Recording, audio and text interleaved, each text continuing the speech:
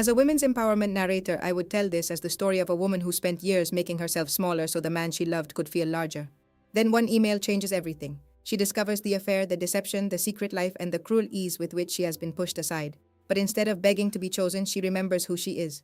This is not a story about heartbreak. It is a story about reclamation. It was a complete accident. A forwarded email on her husband's desktop. The subject was Sophia's grand opening. It had catering notes filled with soft cheeses he knew she couldn't have.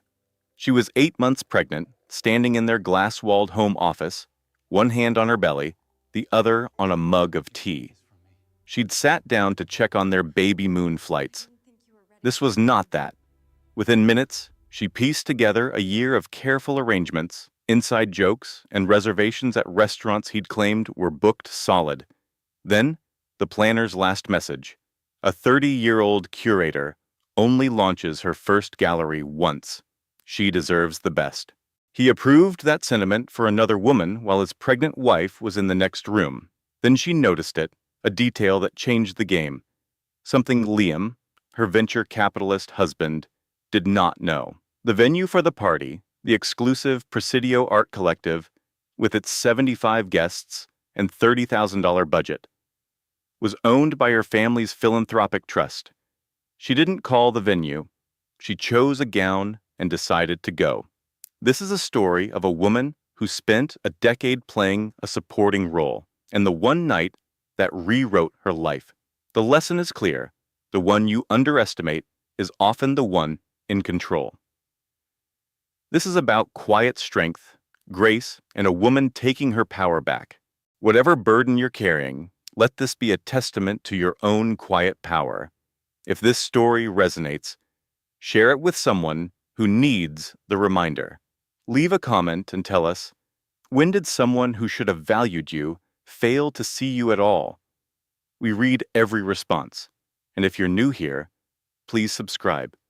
We have a new story each week, and you will not want to miss what happens next. It began with an email.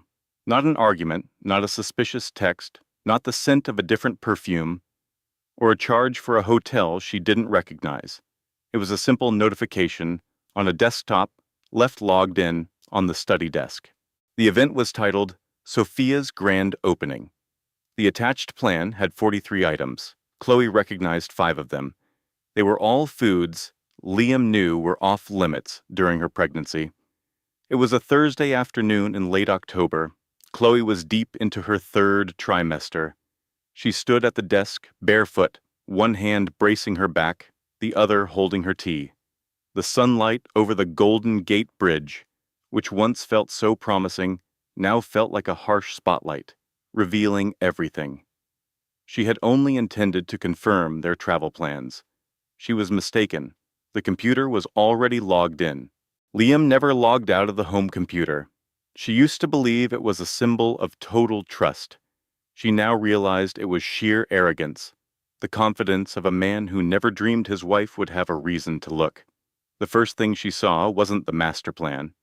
It was a simple reply in the chain. Can't wait for Friday. Chloe minimized the window. She picked up her tea. She drank the entire mug. Then she maximized the window again. 3 times. Down, up, down, up. One last time. Chloe, stop. Chloe, you have to look. She opened the detailed PDF. The recipient was a top San Francisco event coordinator. The email chain documented over a year of coordination. She knew because she scrolled and scrolled and kept on scrolling. She stood there for 9 minutes and absorbed the entire architecture of his second life, a life her husband was constructing right alongside their own. The notes were efficient. That somehow felt worse. They were methodical. They included pet names, photos from his investment trips, and plans for the party at a gallery Chloe had once suggested supporting, an idea Liam had dismissed as fully funded for years. She read without taking a breath. She read without blinking. Then near the top, the last exchange. Liam, the Presidio Art Collective, is confirmed. Private event, Friday, 75 guests. They are sourcing the vintage champagne and the full chef's tasting menu. Planner, this is incredible. You didn't need to go this far. Liam, You only launch once. Sophia deserves the world. Chloe looked down at her own belly. She thought, I am 8 months pregnant with our son, and you are bankrolling a gallery opening for another woman. The tears did not come. They would arrive later. Instead, her mind became, as she'd later tell Olivia, completely silent and incredibly sharp all at once. Like a supercomputer running a program it was never designed for. She didn't screenshot anything. She didn't reread a single line. She put the computer to sleep, leaving it exactly as she found it on the desk. Then she went to the kitchen for the pear she'd planned to eat. She opened a drawer for a knife. She ate the slices with her fingers, standing right there. She looked out at the San Francisco Bay, the skyline Liam cherished, from the home her inheritance had secured the down payment for. That thought felt new. She rarely let herself frame their life in the context of her family's money. She was raised not to. Her father, Edward, had strict rules about carrying wealth with humility. The most valuable thing you own, he would say, is your character. Her character was currently eating a pear barefoot and contemplating the controlled demolition of her marriage. She didn't text a single person. She didn't call a single person. She finished her pear. She rinsed the small knife and put it in the dishwasher, because that is what you do when your entire world starts to splinter. You rinse the knife. You put it away. You breathe. When Liam came home at 7, ready for dinner, his tie loose, she had his favorite sparkling water waiting and was on the sofa with her own laptop. She looked up. "Got you a drink," she said. He took the glass. He said absolutely nothing about Friday. He kissed the top of her head, the kind of kiss you give someone you have stopped truly seeing, both affectionate and completely empty. Then he was gone. Chloe closed her laptop. She sat in the quiet for a minute. The condo hummed with the sound of the city and a distant foghorn. She focused on the sounds. She let them be ordinary. Then she picked up her phone and dialed a number she knew by heart. It rang twice. A familiar voice answered. "Chloe, you're calling after hours." "Mr. Harrison," she said, "I need you to send me our prenuptial agreement, and I also need the summary for the Sterling Trust's most recent acquisitions." There was a short pause. "May I ask what this is about?" he asked. "Not right now," she replied, "but you will know very soon." She ended the call. She laid a hand on her stomach. The baby was active, kicking, making small thumps. Chloe had come to think of as little hellos, as if her son already knew he needed to make his presence felt. "I feel you," Chloe whispered, not aloud, but in the part of her mind where thoughts are formed. "No matter what else is happening, I feel you." The city lights still glittered in the window. They still seemed too bright, but something in the room had shifted. It felt, impossibly, like a starting block instead of a finish line. She couldn't name it. She could only feel it. The distinct calm of a woman who just found the solid ground beneath her and realized it had been hers the entire time. She hadn't been completely honest with Liam when they got married. She had her reasons, or so she had told herself, but in that living room, with a clean knife in the dishwasher and a secret big enough to reshape a fortune, she started to see things clearly. The truth she had kept hidden to protect her heart was now going to be the very thing that would save it.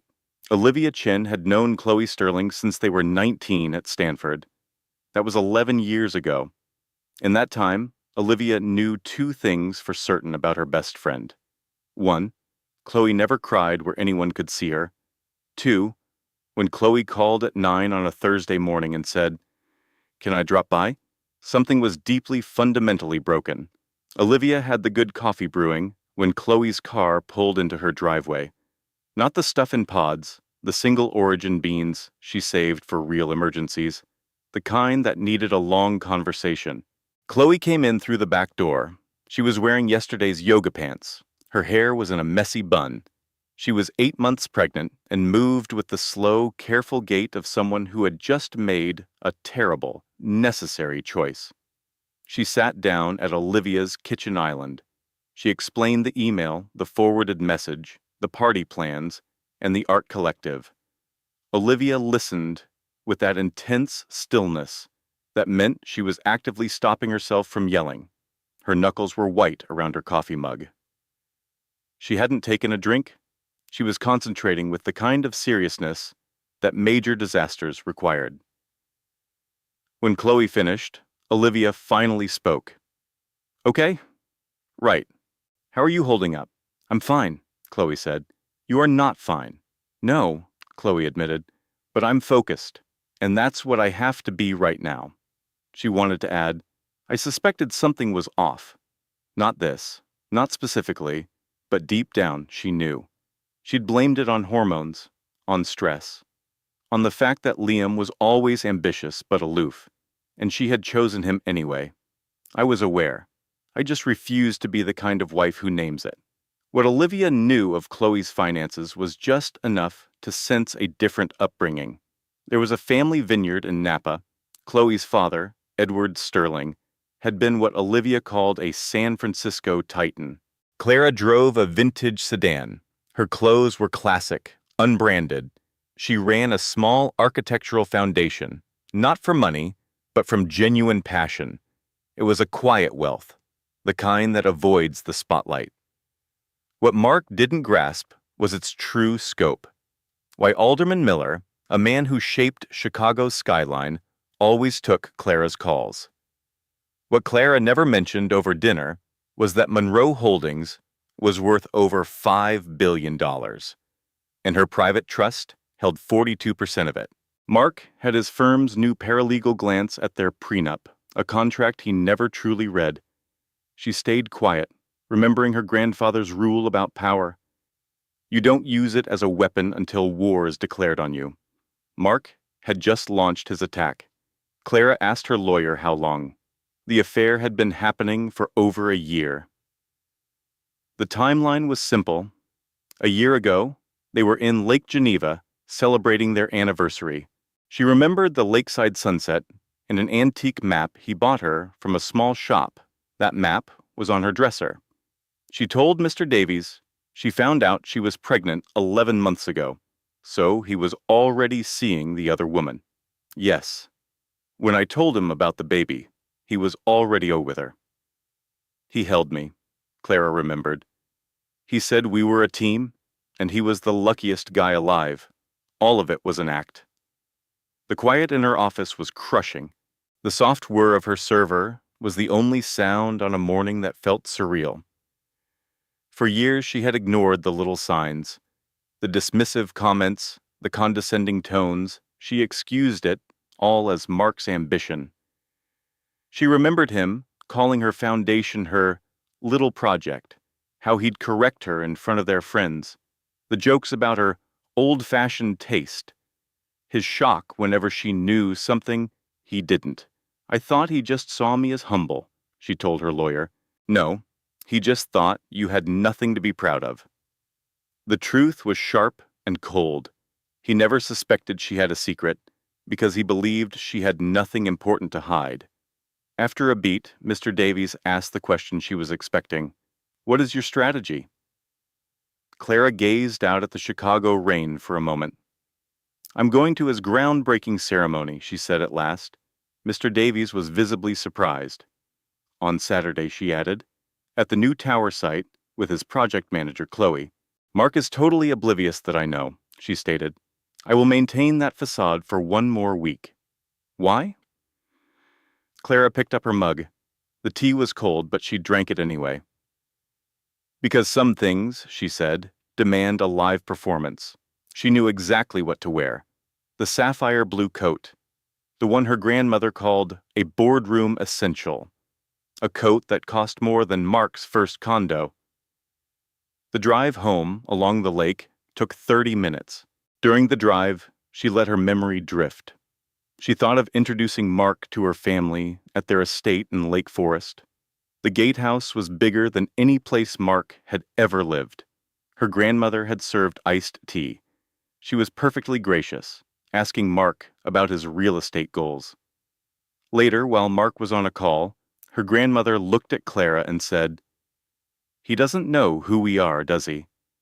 It was a statement, not a question. "No," Clara confessed. "When will you tell him the truth?"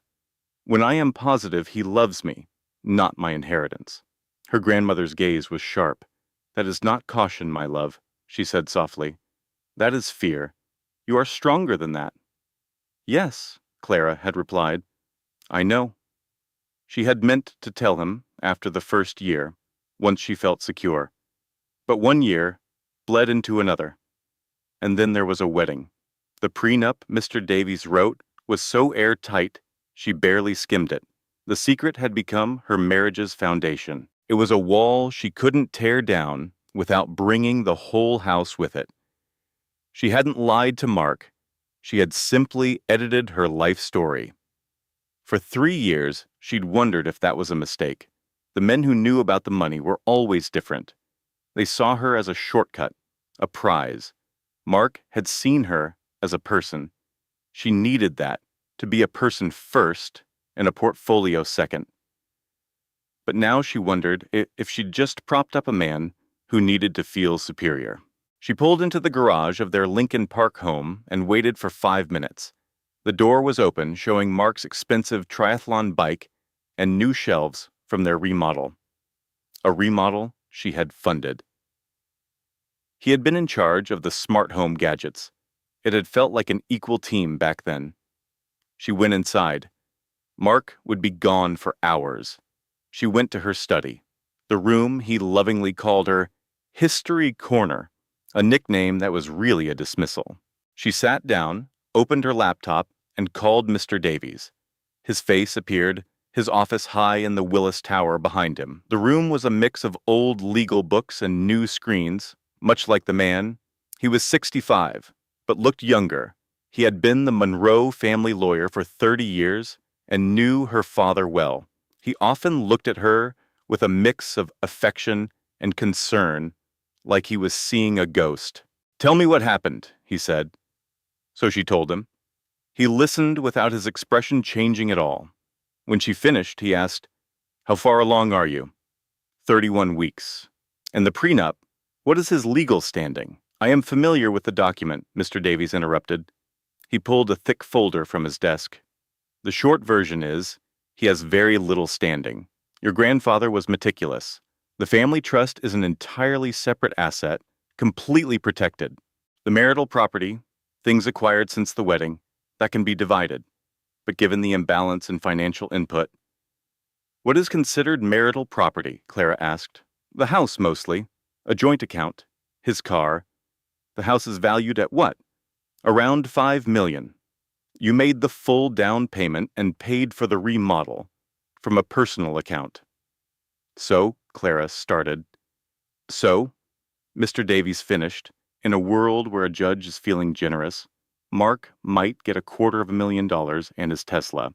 "And if he was aware of the family holdings?" she asked. "He is not," Mr. Davies said flatly. "But what if he, Clara?" Mr. Davies' voice was steady and low. He signed a binding legal document that he failed to properly investigate. "Mark has no claim on Monroe Holdings. The assets are beyond his reach. He is only entitled to a portion of what you decided to co-mingle." She nodded. Now, Mr. Davies asked, "What is your next move?" "I have to wait for the groundbreaking party." "I will be at that party," she said. "He is celebrating his new building with his affair, while his pregnant wife is supposed to be at home. I will not allow that to be the story." A long pause hung in the air as Mr. Davies processed the situation. "Should I prepare for a legal battle?" he asked.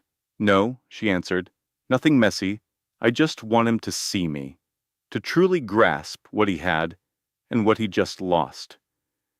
Mr. Davies nodded. "Do you need any assistance from me?" "Yes," she said. "Please gather all the public records of my family's donations to the Chicago Architecture Center. The press announcements, the gallery naming, everything. For what purpose?" "He's going to search my name," Clara said. "I want him to find something real." Then Mr. Davies added a crucial fact. In his usual dry tone, he said, "Clara, are you aware that Monroe Holdings was the primary developer for the entire city block where his new tower is located? She became very still. Essentially, he said, Mark is breaking ground on land your family used to own. You could, in theory, create significant zoning problems for him. Clara paused. I don't want to cause problems, she said.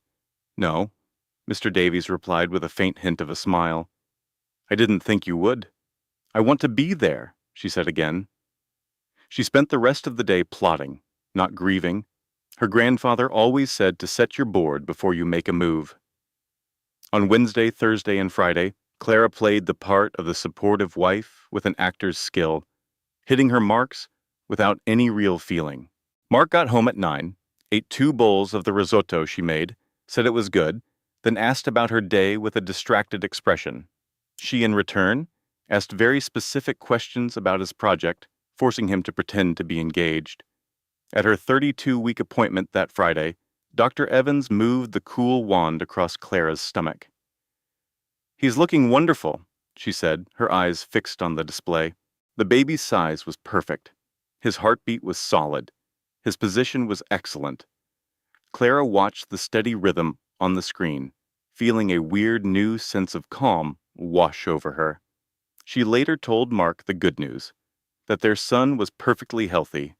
That's amazing, babe, he said, not even looking up from his phone. She realized he never used the name they had chosen. James. He had agreed to the name, then it seemed he filed it away like a completed job. She pushed the feeling away. There was too much to arrange. On Thursday, Mark had a late dinner with investors and arrived home after 1 in the morning. He smelled like expensive scotch and a hip bar in the West Loop. She was in bed and faked being asleep when he came in, a role that now felt like second nature. Once his breathing was deep, she just stared into the dark. The rage would hit her later, she knew, like a coming storm. For now, she grieved for the marriage she thought she had, and for how she made herself smaller for something that was not love. It was just management, not a partnership. After Mark was asleep, Clara had to get up. The house felt thick with her unspoken thoughts. She went downstairs and started to clean, transforming her feeling of helplessness into a sense of order. She organized every file and color-coded the architectural plans. At 7 months pregnant, she found herself polishing the brass fixtures in their master bath with a soft cloth long after midnight. It was obsessive, but vital. When nothing else gleamed, she ran a scalding shower. Not to relax, but to fill the silence with steam. She perched on the heated floor, fully clothed, watching the water run. The Carrara marble veins were a cool, soft gray. Her design. She'd overseen the installation herself at a quarry in Vermont. They were the exact slabs she had wanted for their shared space. A sharp thought hit her. I'm going to lose this bathroom. That's what finally undid her. Not the suspicion, not the distant behavior. That would surface soon enough. It was the marble, chosen with such care for a future she thought was solid, with a man she was meant to trust. She cried for the marble and the life it stood for. Her sobs were soundless, a habit ingrained from a stoic upbringing. Then she washed her face and returned to their bed. It was time to focus on Ava Monroe. Chloe had found her name on a single, misfiled invoice on his cloud drive, a commission for a private residence. Ava Monroe, a 28-year-old interior designer from Chicago. A rising star Liam's development firm was now exclusively contracting. That was the connection. Ava's professional portfolio was a slick gallery of minimalist luxury, magazine features, a prestigious award, a degree from Parsons. A depiction of a life lived with artistic certainty. In every photo, she had a self-possessed grace. That's what stung Chloe the most. She had wished for someone plain, a simple error in judgment, but Ava seemed brilliant and complete, which made it all so much worse. Maybe Ava was unaware of her, or perhaps she knew and was indifferent. Either way, Chloe felt no relief. She didn't resent Ava. She resented Liam for weaving this woman into the fabric of her life. I'm not delusional. I saw the contracts. This isn't just an affair, it's a collaboration. Liam created this. He signed her firm, he approved her designs. He made this choice over and over. That's not a misstep. It's an entire alternate reality. On Thursday, Liam came home early, radiating an anxious attentiveness, a clear signal of his deceit. The pattern was obvious now. He brought her tea. He brought up a zoning issue she'd mentioned weeks ago. He placed his phone face down on the granite countertop. The undeniable tell. "How are you doing, really?" he asked. She met his eyes across the island. "Frankly," she said, "I feel like I'm waiting for the foundation to crack." He simply nodded. He dismissed it as third trimester anxiety. Perfectly normal. She conceded, moving a piece of salmon around her plate. "I suppose." Later, he mentioned a design awards gala on Saturday. "It's for a new commercial project. You'd be bored. Just have Sarah over and rest." He avoided her gaze. The deception was so polished, so effortless. "Of course, have fun," she replied, her smile tight. The relief that washed over his face was immediate. He was completely unsuspecting. On Friday, she phoned her mother. Eleanor listened to the whole story without a single interruption. When Chloe was done, Eleanor simply said, "I understand." "Is that it?" Chloe asked. "What more is there to say?" "I don't know. Something." A beat of silence. "Your father would be livid," Eleanor said, "but he would remind you that anger is an asset. You need to direct it." "Oh, I'm directing it," Chloe answered. "I know you are. That's my girl. So, will you be at that gala on Saturday?" "I need you there, Mom." Chloe insisted she was not to get involved. "I just need you in the city as a safety net." The quiet that followed was dense with a mother's fierce, unspoken loyalty. "Just tell me the address," Eleanor said. "And the dress code." Saturday, 8:17 a.m., Chloe chose a black jersey gown. The high waistline flowed gracefully over her stomach. Her friend Sarah had impeccable taste. She studied her reflection, then sent Liam a text. "It's a go." His reply was instant. "The car is on its way. See you soon." He'd been her closest friend since college. "Your father would be so proud." She set her phone down. "All right, little one," she murmured. The museum atrium in downtown Boston was every bit as grand as Liam had implied. Polished concrete and soaring glass walls, the lights of the financial district glittered through the panoramic windows, the perfect blend of modernism and power. Low tables were scattered around a central speaker's podium. Servers offered champagne from trays at a long illuminated bar. The room smelled faintly of orchids and money. A sculpture by a famous artist, one Chloe knew cost a small fortune, dominated the entrance. About 100 guests were mingling. Her name was not on the guest list. Liam, a primary sponsor of the event, had secured her a ticket for a separate architectural exhibit in an adjoining hall. He had no clue. Just carry yourself with confidence. You have a right to be here. Don't scan the room for him. Or for her. Get a drink. Find a good line of sight. Let him come to you. She approached the bar. The server noticed her pregnancy and offered a gentle, knowing look. "Just some sparkling water, please," she said. He served it in a champagne flute with a twist of lemon. She appeared to belong. She claimed a corner with an unobstructed view of the podium and the entrance. She waited for less than 3 minutes, and then she saw Liam. He stood near the podium, speaking intently with a city councilman. He was wearing a new charcoal suit she didn't recognize, one that was not in their shared wardrobe. He looked utterly at ease, more relaxed than she'd seen him in years. He looked unburdened, like a man who had finally dropped a heavy weight. And she understood with a soul-crushing certainty that she was the weight. There it is, the reality I've been avoiding. He isn't running from work stress. He's running from me. To him, I am the duty. She is his passion. I am the blueprint, and she is the finished design. I somehow turned into his obligation. She observed him for another minute, hidden within the crowd.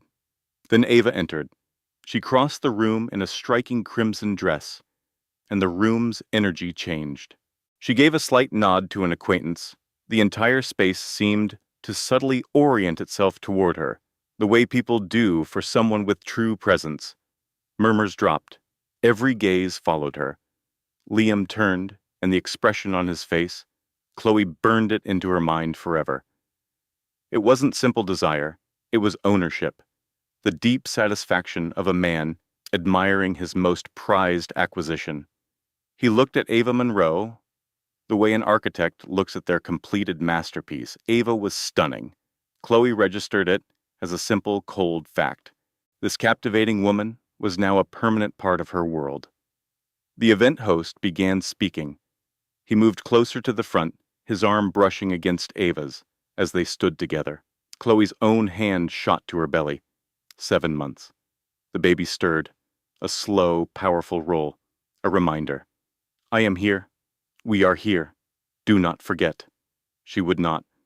It was Mark, Liam's partner, who saw her first. She saw the sequence of emotions on his face. Confusion, a spark of recognition.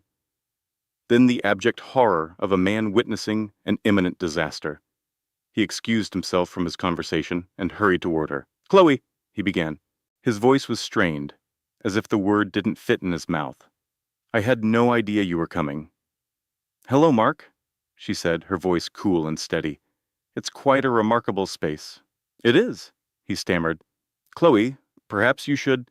Is there somewhere else I should be? She interrupted. His jaw went slack. I didn't think so, she said, taking a deliberate sip of her water. Mark beat a hasty retreat. Moments later, he was speaking urgently to Liam. She watched Liam's posture stiffen as he took in the news. She could almost see the frantic thoughts racing behind his composed expression. Liam turned. Their eyes met. He froze. It was the specific horror of a man caught by a digital ghost. His worlds were crashing on the screen of his open laptop. Was this carelessness? A setup? How did she find out? He moved toward her, a calculated stride meant to feign normalcy. She watched him arrange his features into a mask of concerned surprise. Ava? He managed, his voice smooth. Darling, what are you doing in here? I thought you were resting. She didn't look up from the screen. Just stretching my legs, Mark. This email from the Sterling Tower, it's quite the read. What's the $6,500 charge for exactly? A muscle in his jaw jumped. That was his tell, the tiny tremor before a major fabrication. A client, he said. Corporate housing. I told you about it. You said it was a business dinner, she replied softly. Right. So what's this client's name? The ensuing quiet was a lead weight in the room.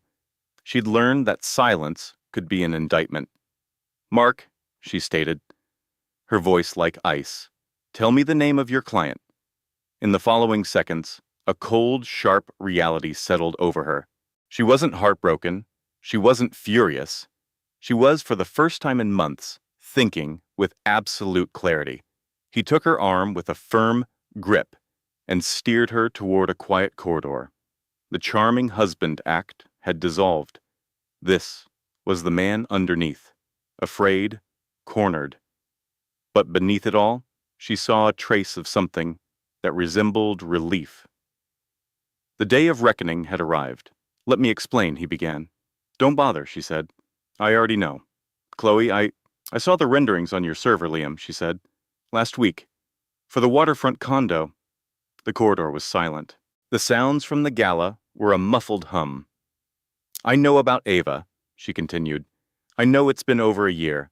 I know you're building her a custom condo overlooking the harbor. She paused.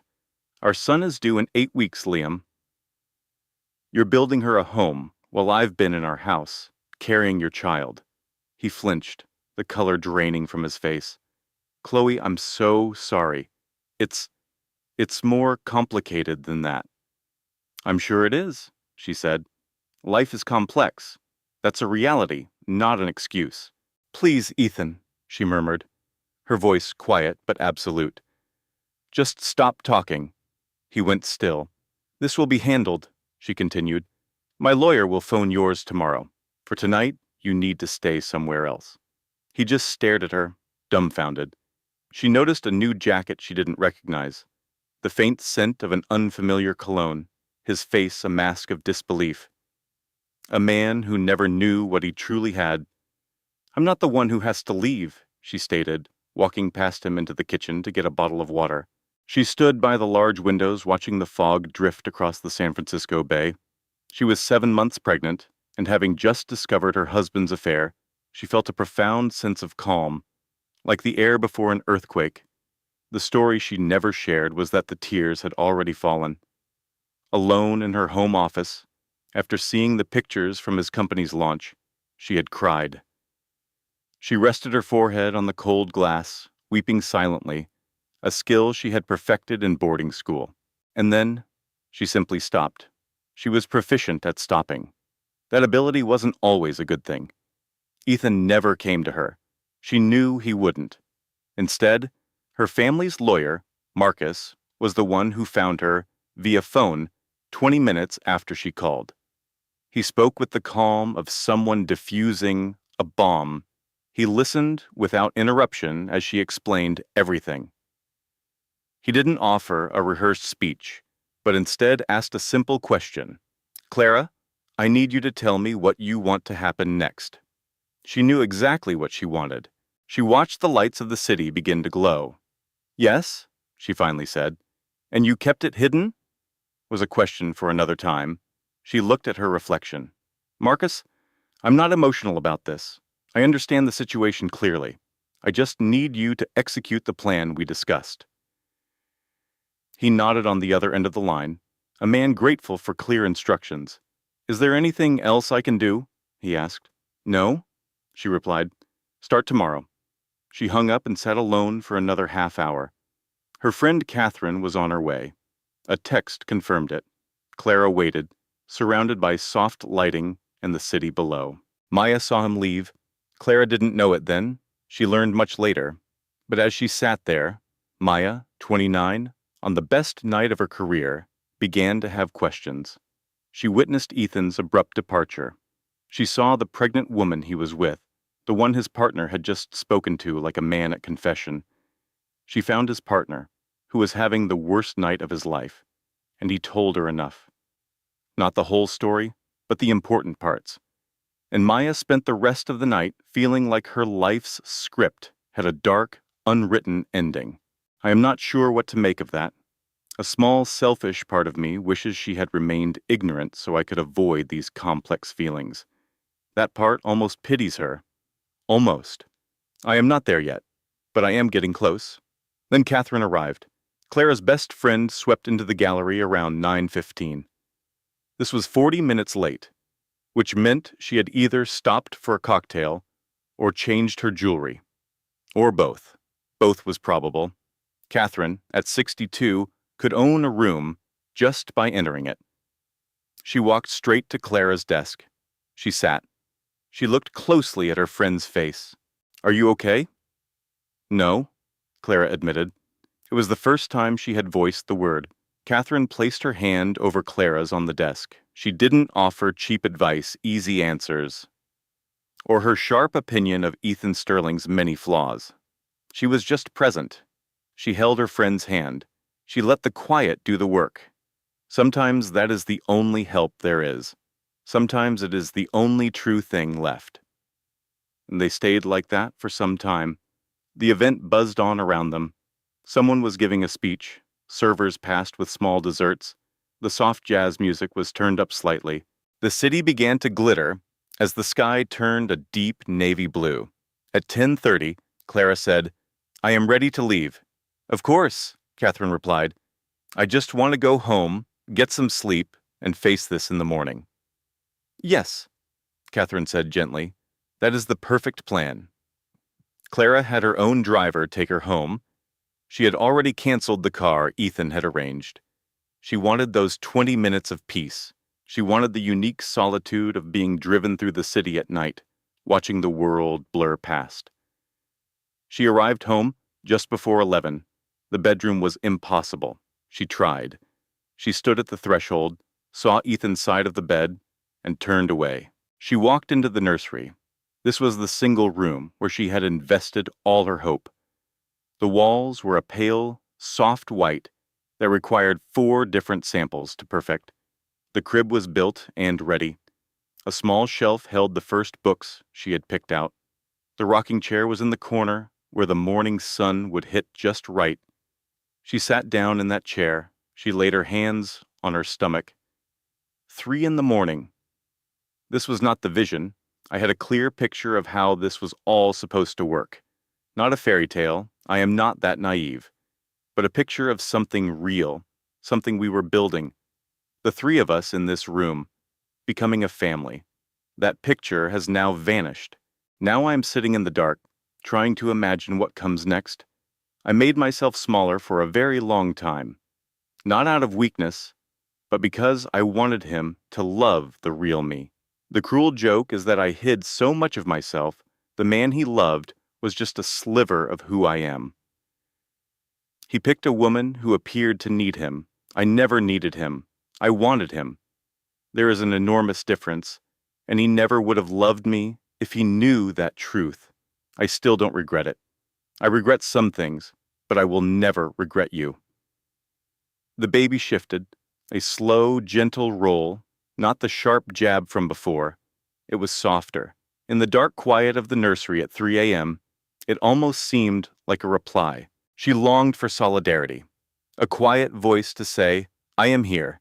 We will get through this. She stayed there until the first light touched the window.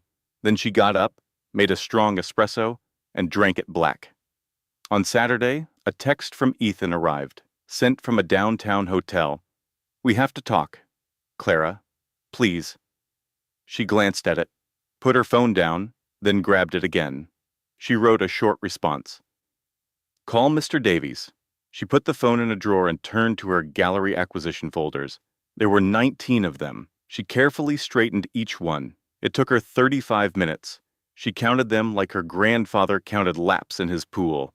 It was not a prayer, but a method to focus, to find stability in a simple, organized activity. On Monday at 11 a.m., Marcus Davies called Ethan's lawyer, a man named Ben Carter, capable but outmatched, and stated the terms in a way that implied the discussion was over. Clara was ending the marriage. Their prenuptial agreement was absolute, and the marital assets were much smaller than Ethan thought, as most were funded by discretionary grants from a private family trust. Also, if the divorce got messy, sensitive papers about the Sterling Group's initial funding of Ethan's startup would go public. Ben Carter called back in under 1 hour. Julian's call came as Sophia expected. Leo had some questions for me, he said, about the Hawthorne family trust mostly. And what did you tell him? She replied. I informed him that was a private matter, and perhaps he should reread the documents he signed before the wedding. Sophia waited. And his reaction? His lawyer said, quote, Mr. Vance requires a moment to consider his position. He can take all the time he needs, Sophia stated, ending the call. She stood in her study, gazing at the gray Chicago skyline. The autumn light over the lake felt thin, a world away from the warmth of August. Summer was truly gone. At 2:30 in the afternoon, her phone buzzed with an unknown number. For a moment, she considered just letting it ring. That old foolish habit of ignoring calls from hidden numbers was hard to break, even after 30 years. She answered, Sophia. The voice was thin and exhausted, like someone on their last nerve. It's Chloe.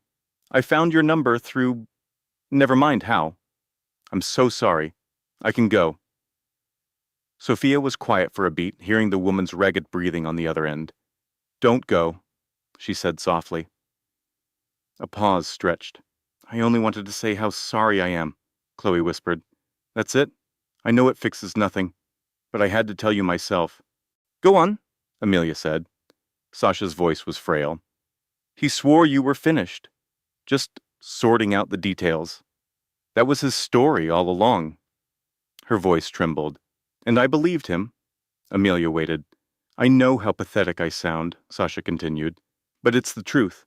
I never would have, if I knew, if I'd known you were expecting. She finally broke down. I am just so sorry. And the worst part is, I believe her. Fury would be simpler, but I can spot a true confession. This is a genuine confession. She isn't asking for forgiveness. She's calling because she just learned the man she saw as a visionary is the same one who lied to my face. He deceived us both. That doesn't make us friends, but his lies connect us. Sasha, Amelia said, choosing her words with care, did Leo ever discuss his project financing with you? A brief hesitation. He talked about investors, his new tower. He mentioned your family was well off, that it helped them secure the condo. Amelia absorbed that. Did he ever mention the Hawthorne Foundation? No, Sasha replied. He kept you out of the loop. About what? It's nothing, Amelia said. It doesn't matter anymore, Sasha. Thank you for your call. I mean it. Is there anything I can do? Sasha asked. As a matter of fact, Amelia said, an idea sparking. There might be. She phoned her sister, Olivia, immediately. She sat in her library, surrounded by rows of classic novels. The afternoon sun gilded their spines. Her father had started this collection. He would often sit for an hour with a single volume, the most peaceful she'd ever seen him. She recounted the entire conversation to Olivia. Olivia was quiet for so long, Amelia thought the call had ended. You're not going to let him get away with this, are you? Olivia finally said. No, Amelia replied. I'm done letting my life be decided for me. Good. What is your plan? I am going to make Leo see the complete and total picture of what he threw away, she stated, and the rest of Chicago's elite will see it too. She said the words into the quiet of her library. You have to speak it for it to become real. I made my world small to make his seem big. I'm finished with being small. At 3 p.m. on Tuesday, Leo came to the condo. He had called beforehand. He had that one small decency left. He wanted to speak in private. She agreed because she needed him to witness it all, not for revenge, but for the brutal clarity of what he had lost. He looked worn down.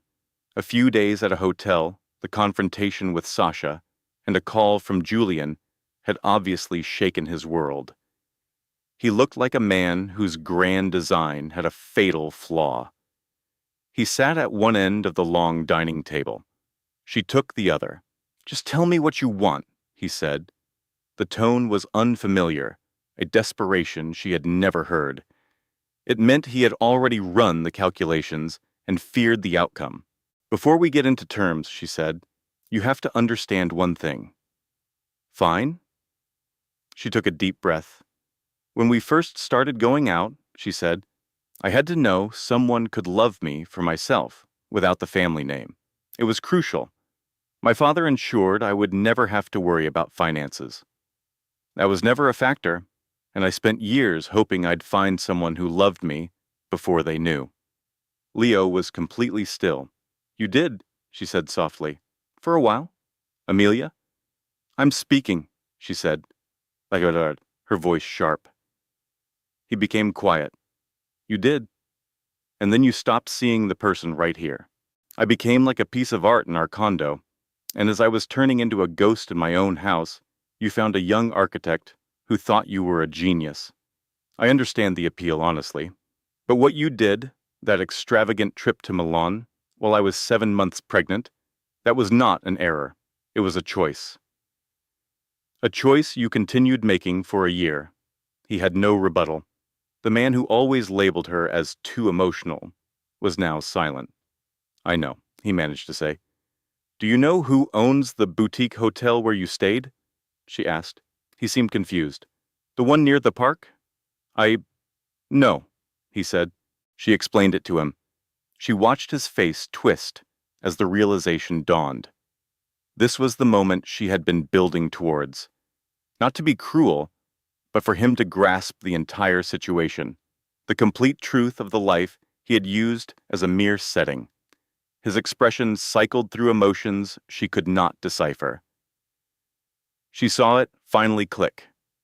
The woman he'd treated as a side project was the key investor in his entire career's ambition. "How much?" he started to ask. "It's not relevant," she said. "That is the whole point. The figure doesn't matter. What matters is that I am a full person, from a family with a history that is huge and complex. And I have been shrinking myself in my own life, scared of being seen as only a developer's wife. And I am so much more than that. I always was." In the end, he asked if they could fix things. She gave the question the 3 seconds it warranted. "No," she said. "I really do not think so." She was taken aback by the lack of sadness in her voice, only a cold, solid certainty. October came. Amelia worked with the focus of a person who had moved from grieving to rebuilding. She was done with demolition. The demolition had already taken place in 1,000 quiet, hurtful moments. This was a time for architecture. She started planning her new life with the precision she used in her work, with patience, clarity, and a vision for the future. The divorce, due to the solid prenup, was finalized quickly. Leo's lawyer sent back a few counter-proposals. Julian rejected them with a politeness that was unyielding. In the final agreement, Leo's share of the marriage was his car, his clothes, a few personal bank accounts, and a sum Amelia's advisors felt was generous considering the situation. He signed everything without a word. She suspected, and Olivia later confirmed, Olivia had her ways, that Leo had spoken with Sasha, and Sasha, after hearing the name Hawthorne Foundation, had researched it. She had shown him the articles, the financial reports, the foundation's work, the full story. She thought about that for a second, then let it go. This is not a win. I have to be clear about that. This is not a victory. Victory would have been a stable, loving marriage. This is getting out intact. This is landing on my feet. And I am aware not every woman in this position does. Some are completely broken. They don't have a support network, no Julian, no family inheritance, no Chicago condo. I think about them all the time. I'm not superior to them. I just had a net. That is not strength. That is luck and a legacy. I try to remember that. Leo's belongings were moved out on a Friday. He came with a moving team. She did not stay to watch. She brewed tea and sat in her library with a book, listening to drawers opening, footsteps in the hall, and the front door opening and closing until there was just silence. That evening, she emptied the bedroom closet. It was 2 in the morning, 34 weeks pregnant, and she worked with the light from a single lamp. Leo's half of the closet was an empty space. She looked at the empty hangers and shelves, then started her task, systematically sliding her own items into his former territory. She moved every piece of clothing, every box, every single hanger. She worked until his side and hers were one, until the closet was a single area, completely her own. She stood back and looked. For 3 years, she had lived her life in half of a closet she owned. She took back the full space, like a vine stretching to the sun, finally breaking free of its pot. On Thursday, Leo's mother called. Eleanor was 65. For 30 years, she had been a woman who knew her son's faults and loved him anyway. That was respectable.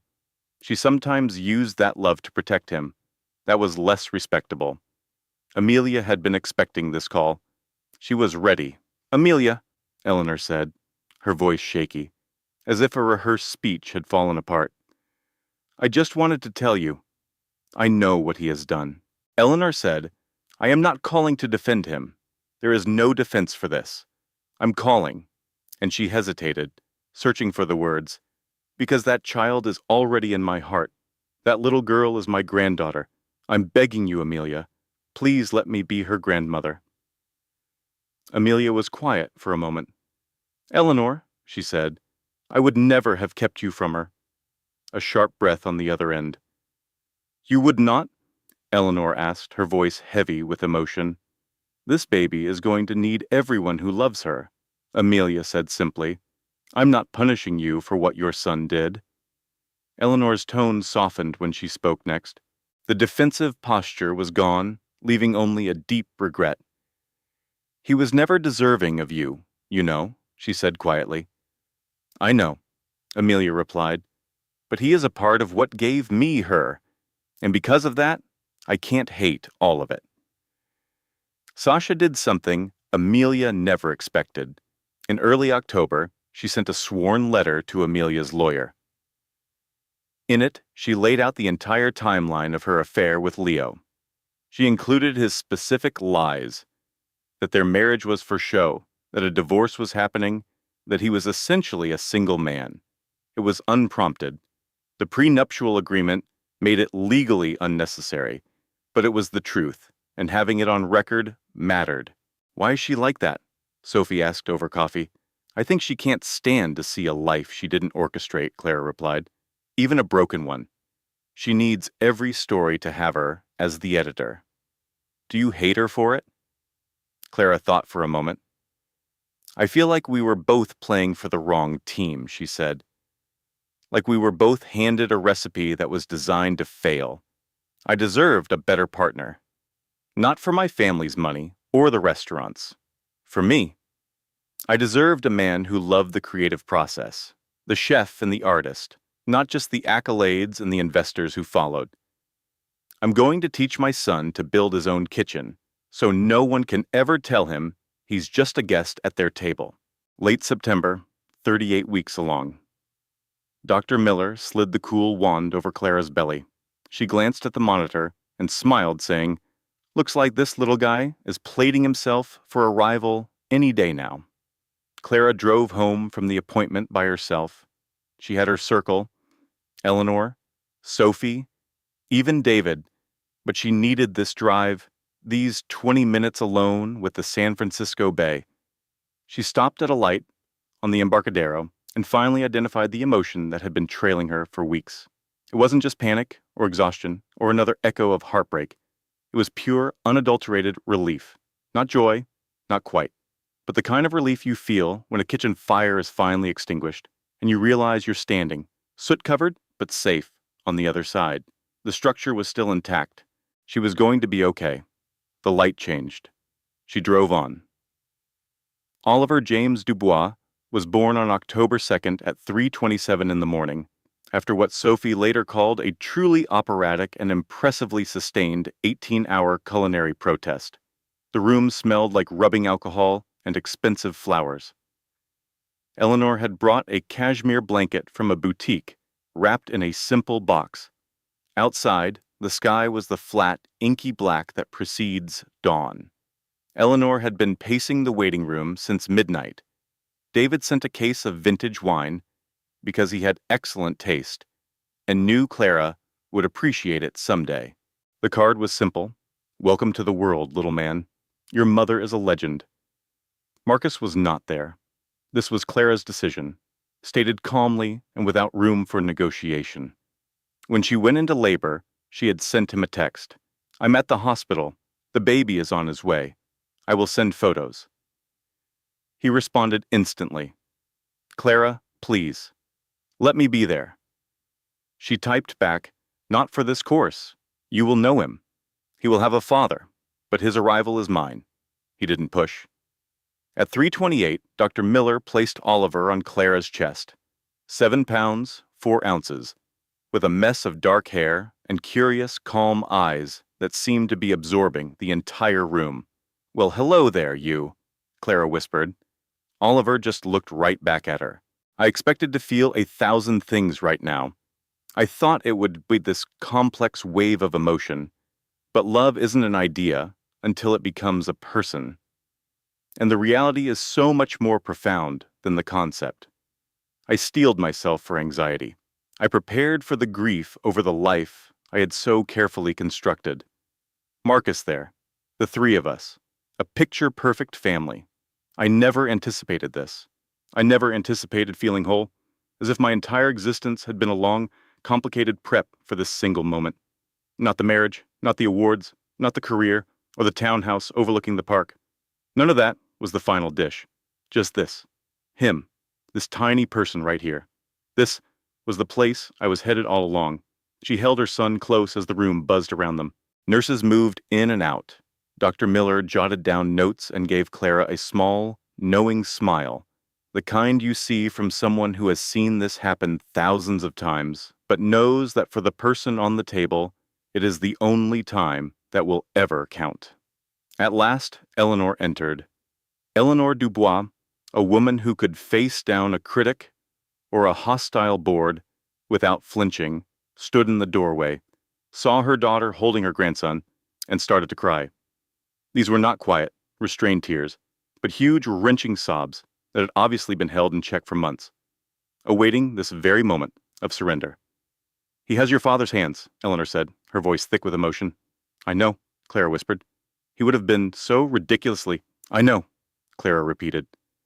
They stayed with that shared idea, feeling its crushing weight and its beautiful lightness at the same time. 1 week after Oliver was born, Clara was home. She stood at her kitchen island as the morning sun streamed through the window over the sink. Same window, same sun, same kitchen, where just 2 months prior, she had found the silk scarf. In his suitcase, uncovering the lie that had fractured her reality, she was spreading jam on toast with one hand. Oliver was strapped to her chest in a carrier, a little too small for it, but secure. Dr. Miller had assured her it was fine, sensing Clara was not really asking. Oliver was fast asleep, his tiny mouth slightly open. His little fists were balled up near his chin. Clara remembered that afternoon. The laundry, the unfamiliar scent of perfume on the scarf, the shocking shade of lipstick, the betrayal. She glanced down at Oliver. "We are going to be fine," she whispered. "Better than fine. We are going to be absolutely everything." Oliver didn't move. The kettle whistled that it was done. The light flooded the room. Clara looked at her phone for a moment. A text from Sophie checking in. A missed call from her mom. An email from her sommelier with the subject, "Wine pairing updates." She placed the phone, face down. She poured her tea. She drank it, while it was still perfectly hot. She realized with a sudden clarity that it was the first time in what seemed like forever that she had done that. Just enjoyed a simple cup of tea while it was still the right temperature. It was a tiny, insignificant detail, but it felt like a monumental achievement. A month after Oliver's birth, the feature in Food and Wine was released. It wasn't about her, not entirely. She disliked the spotlight. It was about a new community cooking school her company had sponsored. The Dubois Foundation had covered all the costs, the first project of its new culinary arts program. The article was 8 pages long. It had a photo of Eleanor, Clara, and baby Oliver, who at 4 weeks old looked totally unimpressed with the whole thing. The caption named Clara as the new head of the Dubois Foundation, daughter of the late renowned chef André Dubois, and the creative force behind its new mission. She read the article at her desk in her home office. Oliver was asleep in a bassinet beside her. The afternoon light was warm. She didn't feel triumphant. She felt understood. She felt visible for who she was, not just for who she was married to. This was her, not just a name on a restaurant. Her. I spent the last 3 years as Marcus's wife, and that was a role I played, a future I believed in, and a loss I had to mourn. But I was never only that. I was always Andre and Eleanor's daughter, Oliver's mother, and a woman who knew her own value, even when she let someone else try to name the price. That's over now. The deal is closed. Marcus texted her the day the magazine hit the stands. She saw his name appear, took a slow breath, and opened the message. Saw the article. It looks amazing. I never understood. I mean, I knew about the foundation, but I never got the scope of it. Clara, I am so incredibly sorry. I know that's meaningless. I know the words don't fix anything, but I am. She read it twice, then she typed her response. Just take care of yourself, Marcus, and be a great father to him. He deserves a dad he can rely on. She hit send. She put down her phone. She picked up her son. A new season was here. October. Oliver was now 6 weeks old and had very strong opinions about everything. Clara was completely taken aback by one thing: his taste. Oliver had very specific requirements for the temperature of his milk, the softness of his swaddle, and the exact out-of-tune lullaby Clara sang during 2 in the morning feedings. At only 6 weeks, Oliver was already his own person, a fact more breathtaking to Clara than any 3-star restaurant review. She had designed menus that earned global praise and wooed investors who managed fortunes. She had commanded some of the world's most respected kitchens, humbled by the art of creation. Nothing prepared her for watching her son choose a favorite blanket. They were gathered in her San Francisco townhome for a family brunch.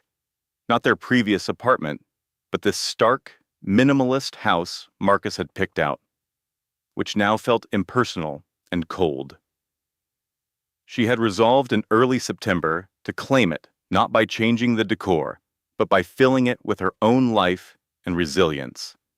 Her mother, Eleanor, had been staying for 3 days and had already subtly rearranged her pantry with a logic that was both an upgrade and a critique. Her sister Sophie and her husband David were there, their own kids immediately testing the durability of the high-end Italian sofa. Sophie gave her a weary smile. Eleanor appeared secretly pleased by the chaos. Marcus's mother, Victoria, arrived for one course and was gone before they served dessert, which was her style. She sampled a little of everything, held Oliver for exactly 10 minutes, and then grilled Clara about her cute little restaurant idea, which was also her style.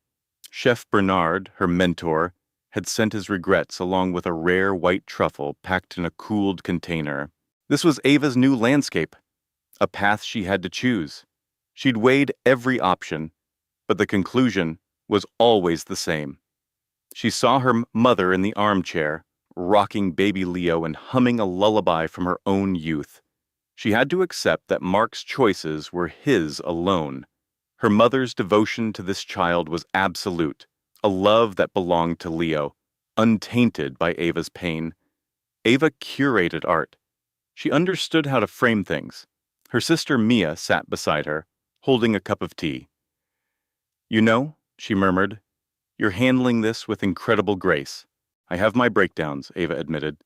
"In the laundry room, and the shower, and the nursery at 3 in the morning. It runs in the family. We build fortresses." Mia smiled faintly. Then she asked the question she'd been saving. "Are you truly all right?" Ava met her sister's gaze. She let the question hang in the air. She examined it with the fierce precision she used to appraise a new painting, seeking the slightest imperfection. "The composition is a work in progress," she said. "Some days are fine. Other days, I mourn the life I thought we were building, the future I believed in." "That's okay," Mia said. "Yes," Ava agreed. "I know. I'm making space for it." After lunch, while the baby slept, her mother and Mia found a strange camaraderie over a second pot of tea. Ava took Leo into Mark's home office, the one room she'd avoided for weeks. It still held a trace of his cedar cologne, a scent he'd favored before he left, but which seemed to have soaked into the mahogany desk. She sat in his chair, holding Leo to her chest. She formed a thought, so quiet it was almost silent.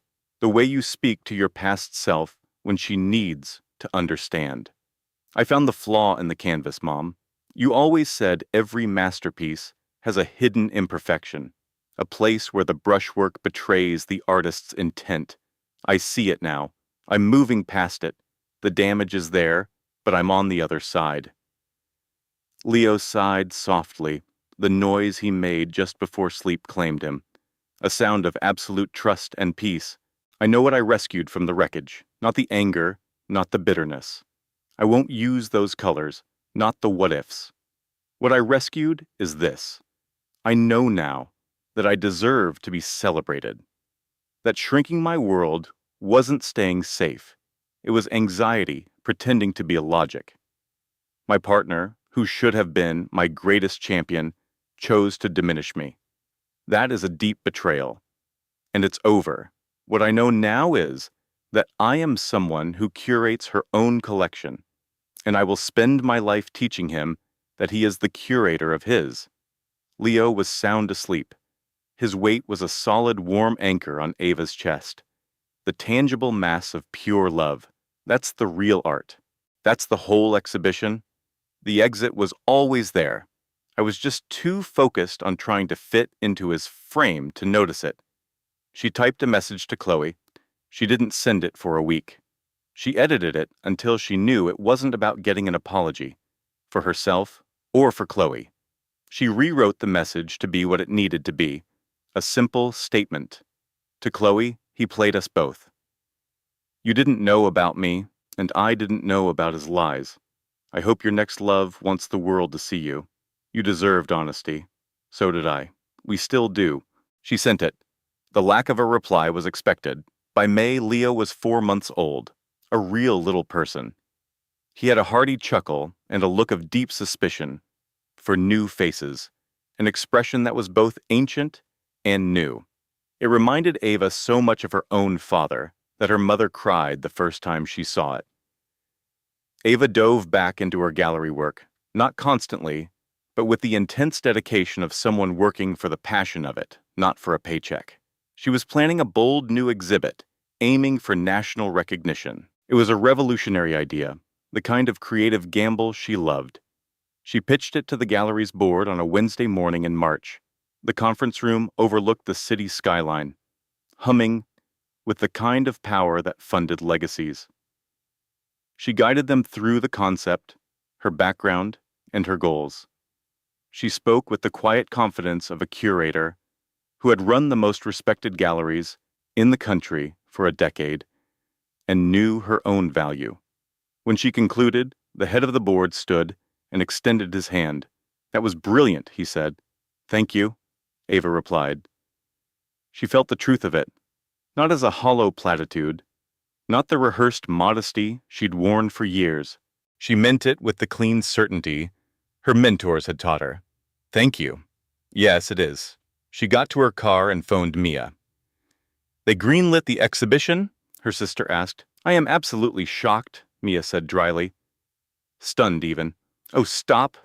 I am going to be insufferable about this victory forever. This calls for peak, sustained insufferability. Ava laughed. A true, deep laugh. The kind that isn't polite or controlled. The kind that rises from a place of genuine joy and has no agenda. She drove home. Leo was with her mother, who was doing what she called a textural analysis of the organic baby purees Ava had purchased.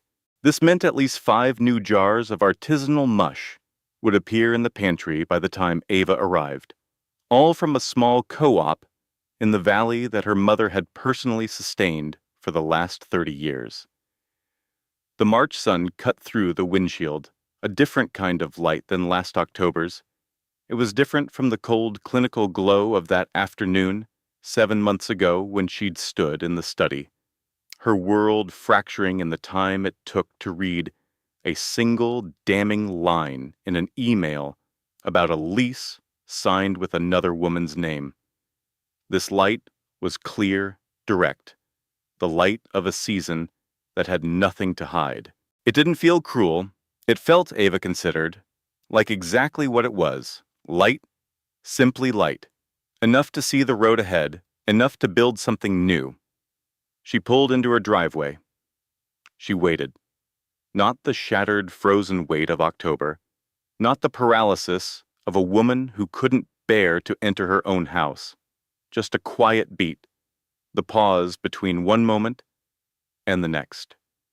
The breath before you turn the key and step into the life you are consciously creating.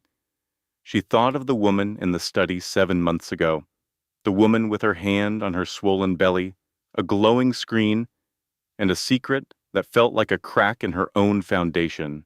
She thought about what that woman saw and what she had refused to acknowledge. She thought about what she knew today. I am the one who curates the collection. I always was. I just let his poor taste dictate the acquisitions. I am done with that. I am done being a minor work. I am the main exhibit now. Everything.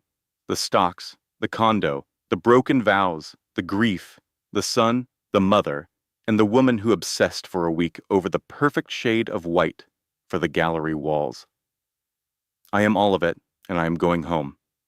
She got out of the car. She went inside. The deadbolt slid into place behind her.